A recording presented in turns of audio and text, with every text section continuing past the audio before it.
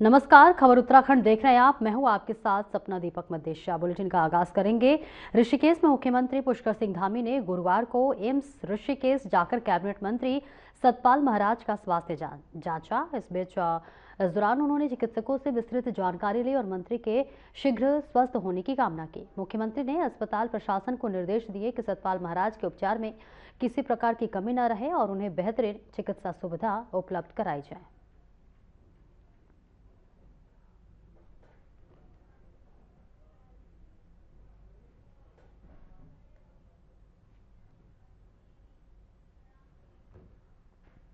और देहरादून में 4 साल बाद धामी कैबिनेट का विस्तार हुआ। राज्यपाल गुरमीत सिंह ने नए मंत्रियों को पद और गोपनीयता की शपथ दिलाई। नए मंत्रियों में मदन कौशिक, खजानदास भरत चौधरी, राम सिंह कैड़ा और प्रदीप बत्रा शामिल रहे। 4 वर्षों से खाली पदों को भरते हुए क्षेत्रीय और जातीय संतुलन के आधार पर चयन किया गया। शारदीय नवरात्रि के दूसरे दिन इस कैबिनेट विस्तार को 2027 विधानसभा चुनाव की तैयारियों से जोड़कर देखा जा रहा है। चयन में पिछले 4 वर्षों के कार्यों का रिकॉर्ड देखा गया और श्रेष्ठ प्रदर्शन करने वाले विधायकों को मंत्री बनाया गया।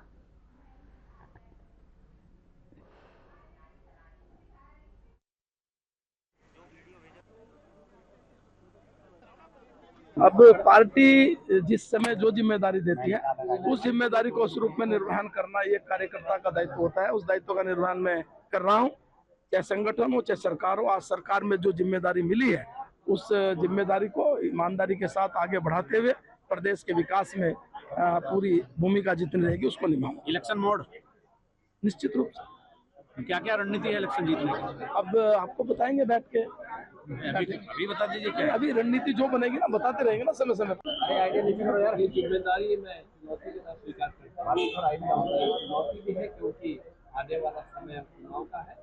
27 में हमको चुनाव में जाना है और इसमें हम कितना अच्छा काम प्रदेश के हित में कर सकते हैं उस काम पे माननीय मुख्यमंत्री के साथ कंधे पे कंधा मिला करके आगे हम बढ़ेंगे चलेंगे। और मुख्यमंत्री ने जिस तरह से प्रदेश सरकार का अच्छा काम किया है, चाहे युवाओं को लेकर के हो चाहे महिलाओं को लेकर के हो, उसको और आगे बढ़ाने का मिलकर के काम करेंगे।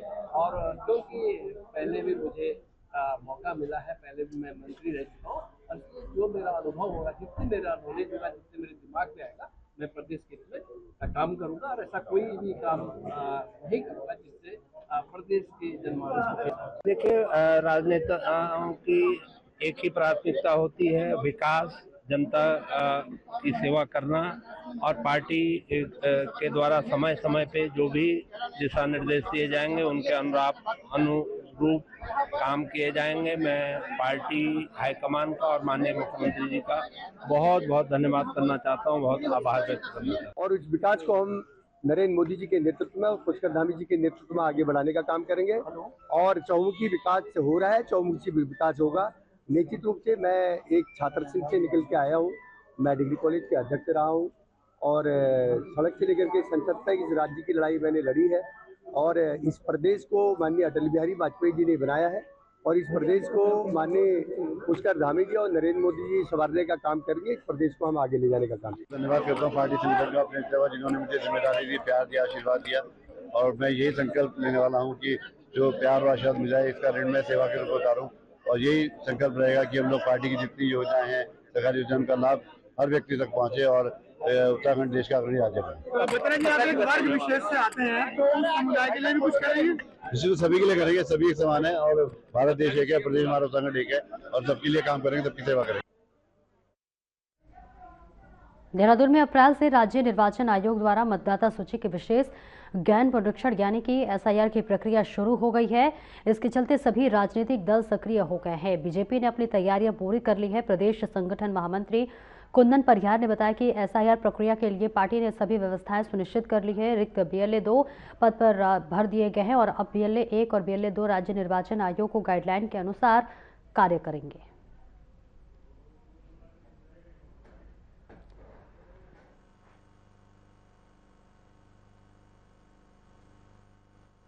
देखिए, एसआईआर को लेकर के हमारी तैयारियां पहले से चल रही है और हम समझते हैं कि हमारे इस बीच जहां किसी कारणों से हमारे बीएलए 2 में थोड़ी कमी आई थी, हमने उसकी रिक्तता को पूर्ति कर दी है और कुछ ही दिनों के पश्चात हम लोग अपने सारे के सारे जो है बीएलए 2 बना लेंगे और जो भी इसमें गाइडलाइन राज्य चुनाव आयोग की आएगी, उसके अनुसार हम लोग और हमारे कार्यकर्ता BLA 1 हो, BLA 2 हो या हमारे अन्य कार्यकर्ता हो, उनको सहयोग प्रदान करेंगे और जो भी SIR की प्रक्रिया।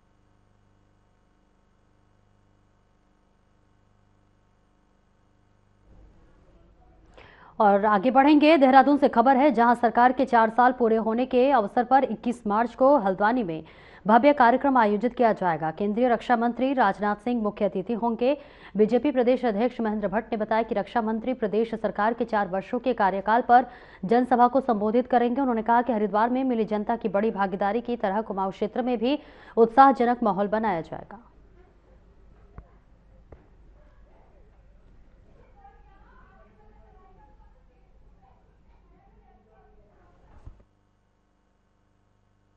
इक्कीस मार्च को देश के रक्षा मंत्री आदरणीय राजनाथ सिंह जी का उत्तराखंड की देवभूमि में आगमन हो रहा है।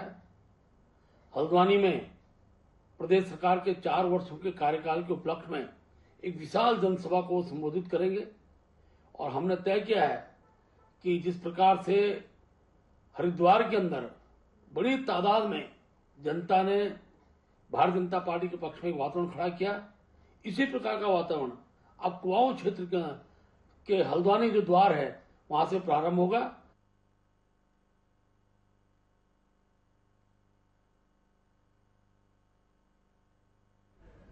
और देहरादून में मुख्यमंत्री पुष्कर सिंह धामी से चिन्याली सौर क्षेत्र के जनप्रतिनिधियों ने मुलाकात की और दीवारी खौल, जोखनी तथा बड़गांव चोपड़ा कसलाना मोटर मार्ग को प्रशासनीय और वित्तीय स्वीकृति मिलने पर आभार व्यक्त किया। प्रतिनिधिमंडल का नेतृत्व मनबीर चौहान ने किया। मुख्यमंत्री ने कहा कि राज्य के दूरस्थ गांवों तक सड़क और मूलभूत सुविधाएं पहुंचाना सरकार की प्राथमिकता है। उन्होंने जन प्रतिनिधियों से विकास कार्यों में सक्रिय सहयोग की अपेक्षा जताई और भरोसा दिलाया कि इस प्रदेश में बुनियादी ढांचे को मजबूत करने के लिए सरकार लगातार प्रयासरत है।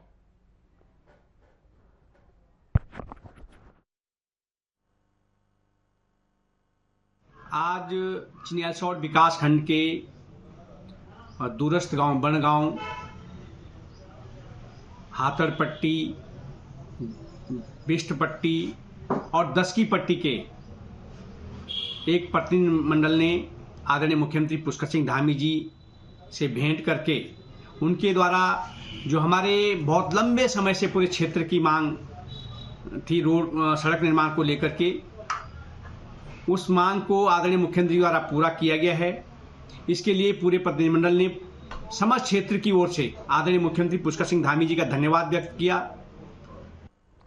और देहरादून में BKTC के पूर्व अध्यक्ष अजेंद्र यादव द्वारा सोशल मीडिया पर पार्टी नीतियों पर सवाल उठाने के बाद सियासी हलचल तेज हो गई है।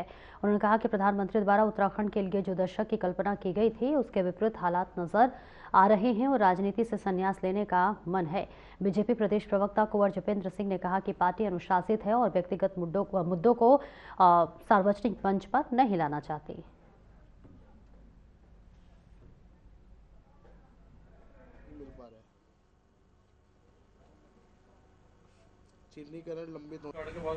ये इस तरह से भारतीय जनता पार्टी का कार्यकर्ता केवल और केवल अपने पार्टी के कार्यों में भरोसा लगता है और व्यक्तिगत रूप से किसी के खिलाफ कैंपेन करना, किसी के समर्थन में कैंपेन करना भारतीय जनता पार्टी की तो परंपरा में हमें नहीं लगता कि इस तरह की चीज़ें हैं। पार्टी के मंचों पर व्यक्तिगत चीज़ों की कोई जगह नहीं होती, व्यक्तिगत चीज़ें व्यक्तिगत रहनी चाहिए और पार्टी के मंच पर जब हम आते हैं तो पार्टी की विचारधारा और पार्टी के कार्यों और पार्टी की भविष्य की रणनीति को लेकर ही चर्चाएं सार्थक भी होती हैं और यही होनी भी चाहिए। 10% क्षैतिज आरक्षण में उत्तीर्ण अभ्यर्थियों को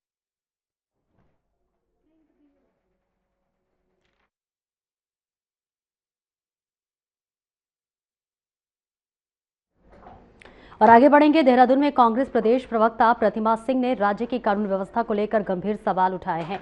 उन्होंने कहा कि प्रदेश में कानून व्यवस्था पूरी तरह विफल हो चुकी है और कांग्रेस लगातार इस मुद्दे को उठाती रही है। पिछले 17 दिनों में राजधानी में कई हत्याएं हुई हैं, जंगल में महिला का शव मिला और नाबालिग के साथ दुष्कर्म की घटना के सामने आई। प्रतिभा सिंह ने आरोप लगाया कि सरकार इन गंभीर मामला पर गंभीरता से नहीं दिखा रही और जनता की सुरक्षा नजरअंदाज कर रही है।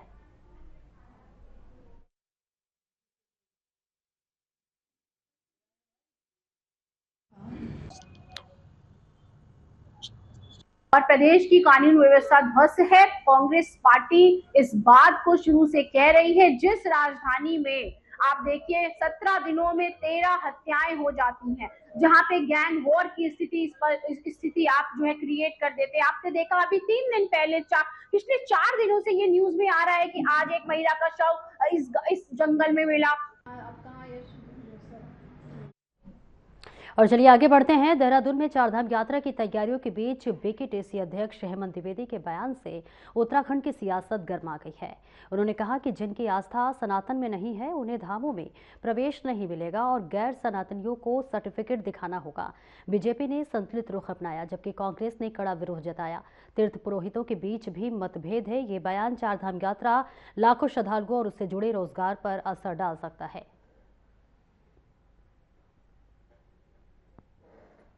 जिनकी सनातन धर्म के प्रति मैंने कहा है कि जिनको सनातन धर्म का स्वरूप बड़ा विराट है और सनातन धर्म को पूरी दुनिया में लोग अनुयायी हैं, उनकी पूरी दुनिया के लोग मानते हैं, जिनकी बाबा केदार के प्रति आस्था है, जिनकी भगवान बद्रीनाथ के प्रति आस्था है, उन सब का हम स्वागत करते हैं। वो सब सनातनी हैं।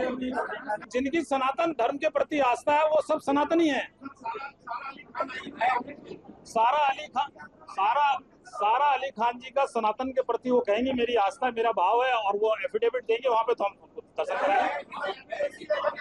जी का मंदिर हो, ये एक हिंदुओं का पवित्र स्थल है और सदियों से यहाँ पर अनेक तीर्थयात्री आते हैं, दर्शन करते हैं और अपने जीवन का जो लक्ष्य है उस लक्ष्य की प्राप्ति की ओर जाते हैं। निश्चित रूप से हमारे लिए एक श्रद्धा का केंद्र है, आस्था का केंद्र है और हम समझते हैं कि यहाँ पर जो भी आए सहृदय आए, कोई किसी छल प्रपंच से नहीं आए, कोई हमारी आस्था से खिलवाड़ करने के लिए नहीं आए। यहाँ पर जो भी व्यक्ति एक अच्छे मन से जो श्रद्धालु बन करके आएगा उसका स्वागत है और हम समझते हैं कि जो बीकेटीसी का जो कल का निर्णय था वो अच्छा निर्णय था और उसमें किसी प्रकार का कोई ऐसा संदेह नहीं है। कांग्रेस पार्टी का ये मानना है कि धामी जी का जो एजेंडा है उसको साधने के लिए बीकेटीसी जो अध्यक्ष हैं अपने आप को कई बार मूर्ख साबित कर चुके हैं। पहली बार तो वो तब जब उन्होंने कहा कि गैर सनातनियों का जो प्रवेश है वो जो है वर्जित होगा, जो बीकेटीसी के द्वारा संचालित 45+ जो मंदिर हैं। देखिए अब पक्ष क्या कर रहा है विपक्ष क्या कर रहा है ये राजनीतिक विषय है, उस पर मैं किसी प्रकार की टिप्पणी नहीं करना चाहता हूँ, क्योंकि मैं धार्मिक पंचायत का व्यक्ति हूँ या बद्रीनाथ की धार्मिक व्यवस्था से जुड़े हुए हम लोग हैं और पैतृक रूप से जुड़े हुए हैं। तो जहाँ तक गैर सनातनियों वाला विषय है कि मंदिर में प्रवेश नहीं होगा, हमने पहले भी इस विषय का या इस प्रकार के कदम का स्वागत किया था, स्वागत योग्य कदम है।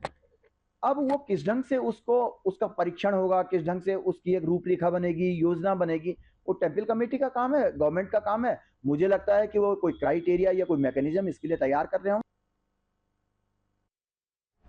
श्रीनगर गढ़वाल के श्रीनगर कोतवाली में यूकेडी नेत्री सरस्वती देवी नेगी खुद गिरफ्तारी देने पहुंची।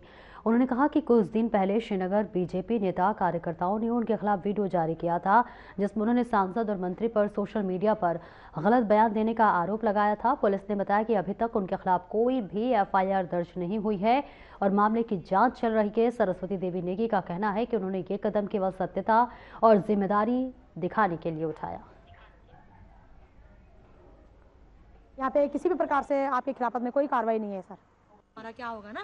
नहीं वो भाई मैं इस थाने में इसलिए पहुंची हुई हूँ कि जैसे कि आप लोग समझते हैं कि जब मैं ये यात्रा लगातार कर रही थी और इस यात्रा के दौरान हमारे जो डेलीगेशन था उन्हें हमारे गढ़वाल सांसद श्री अनिल बलूनी भाई जी के द्वारा बुलाया गया था कि भाई थोड़ा सा हमसे बात करें। तो मेरे को भी बोला गया था, लेकिन मैंने कहा मैं महामहिम जी से मिलने आई हुई हूँ। तो मैंने अपनी 4-5 बहनों को और 1-2 भाइयों को उनके पास मुलाकात के लिए भेजा। तो जब वो हमारी बहनें वहाँ पहुँची तो हमारे गढ़वाल सांसद माननीय श्री अनिल बलूनी भाई जी के पास उनको पिलाने के लिए पानी तक नहीं था, ये समय तक नहीं था कि वो ये पूछे कि पिलाना तो अदर बात होती है लेकिन पानी भी उन्हें पिला सकें। तो जब वो वहाँ पहुँचे तो उन्होंने बोला कि मैं तो सिर्फ 2 ही काम कर सकता हूँ। एक मैं CBI को तत्काल ये बोल सकता हूँ कि इस मामले को जल्दी जांच के दायरे में लाए, जल्दी फटाफट जांच कीजिएगा और समय निर्धारित कीजिएगा। मैं ये 2 ही काम कर सकता हूँ। लेकिन जब हमारे बहनें वीडियो बनाने लगी, फोटो खींचने लगी तो हमारे सांसद महोदय जी ने कहा कि नहीं नहीं ये नहीं चलेगा, वीडियो फोन बंद कीजिएगा आप लोग, ये ऐसा नहीं चलेगा। फिर जब उनको लेकर के हमारे ध्यानी भाई जी गए थे तो ध्यानी भाई जी ने उनको पूछा कि बोलोनी जी आप तो उत्तराखंड के मुख्यमंत्री बन रहे थे, सोशल मीडिया पे बोले ये सुर्खियों में चल रहा था, तो उनका कहना था बोला कि कैसे मुख्यमंत्री मैं बनूं, धन सिंह रावत जी ने जो है उत्तराखंड बर्बाद कर दिया। तो इस बात का मुझे बहुत ही ज़्यादा आक्रोश आया, गुस्सा आया कि यदि धन सिंह रावत ने उत्तराखंड बर्बाद कर दिया तो तुमने क्यों होने दिया, तुम भी एक इस पद पे बैठे हुए हो, संवैधानिक पद पे बैठे हुए हो। देहरादून से जुड़ी महत्वपूर्ण बैठक दिल्ली में हुई, जिसका नेतृत्व कुमारी शैलजा ने किया। बैठक में प्रदेश की वर्तमान परिस्थितियों, जनहित से जुड़े मुद्दों और संगठन को मजबूत करने पर चर्चा हुई। उपनेता प्रतिपक्ष भुवन कापड़ी ने बताया कि बैठक में लिए गए निर्णय प्रदेश हित में प्रभावी होंगे। आगामी समय में कांग्रेस कई कार्यक्रम आयोजित करेगी, जिसमें नेताओं को जिम्मेदारी दी जाएगी। इन कार्यक्रमों के माध्यम से पार्टी जनता के बीच जाकर सरकार की नीतियों और विपक्ष की भूमिका को मजबूत करेगी।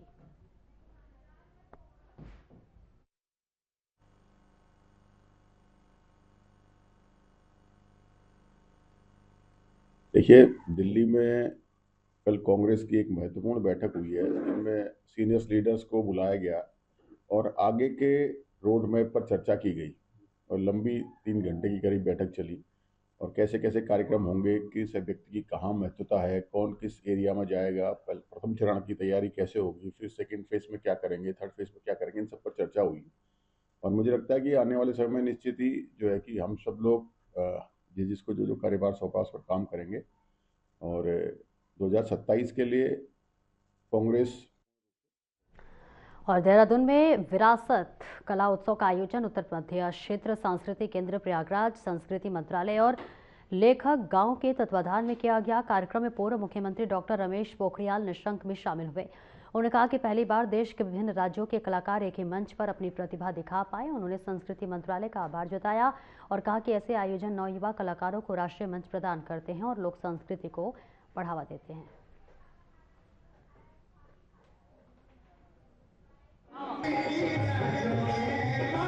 लगता है कि देश के सभी राज्य यहाँ पर सरकारी, गैर सरकारी सभी प्रकार के हो रहे हैं। जैसे अभी गुजरात के लोग आए थे, वो सरकारी उस पर आए हैं।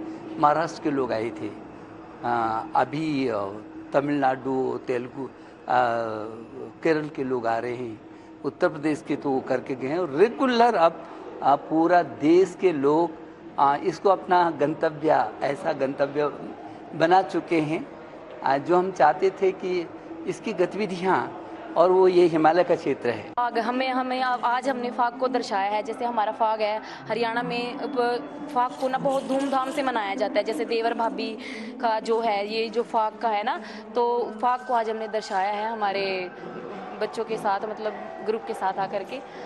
क्या मतलब होता है फाग? होली जैसे खेलते हैं ना, होली ये होती है, देवर भाभी की लड़ाई, नोक झोंक होती है, देवर भाभी को रंग लगाता है, ये चीज़ होती है फाग।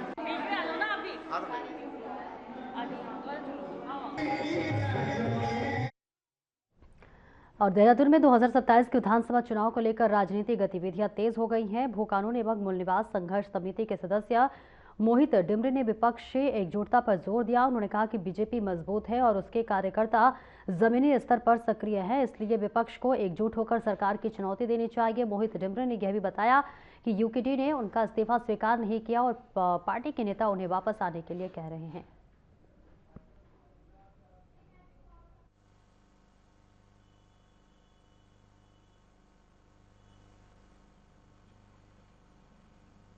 देखिए, अभी लगातार जिस तरह से प्रदेश में आप देख रहे होंगे, लगातार तमाम ऐसे ज्वलंत सवाल हैं, उसको लेकर जो हमारा संघर्ष है वो सड़कों पर अभी भी जारी है।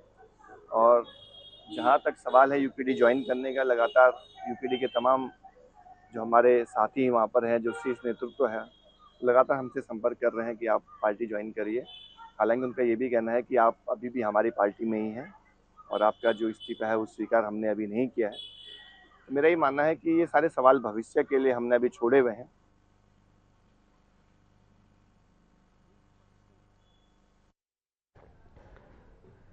दिनेशपुर में बसंती पूजा को लेकर तैयारियां जोरों शोरों से चल रही हैं। महिला संगठनों की पहल पर दुर्गा मंदिरों में कदली छेदन की परंपरा के साथ पूजा का विधिवत शुभारंभ हो चुका है। इस अवसर पर मां दुर्गा की मूर्तियों की स्थापना और पूजा अर्चना की जाएगी। दिनेशपुर के करीब 5 स्थानों पर कदली छेदन कार्यक्रम संपन्न हुआ, जिसमें महिलाओं ने बढ़ चढ़कर भाग लिया। पंडित बनोमाली चक्रवर्ती ने बताया कि बसंती पूजा की परंपरा राजा सूरज से शुरू हुई। ये पर्व आस्था और श्रद्धा का प्रतीक है।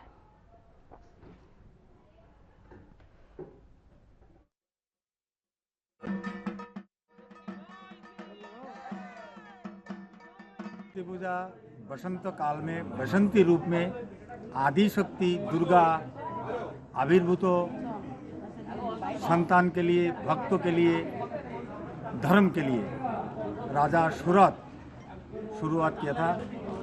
ये अमावस्या अंत प्रतिवाद में नवदुर्गा की रूप में पूजन किया जाता है।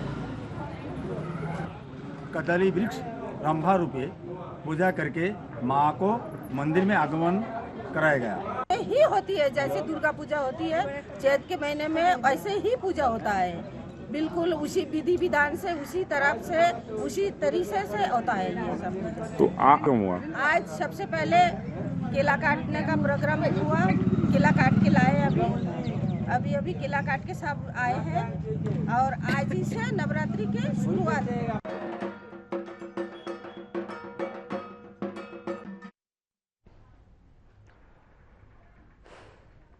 फिलहाल इस बुलेटिन में इतना ही। नमस्कार।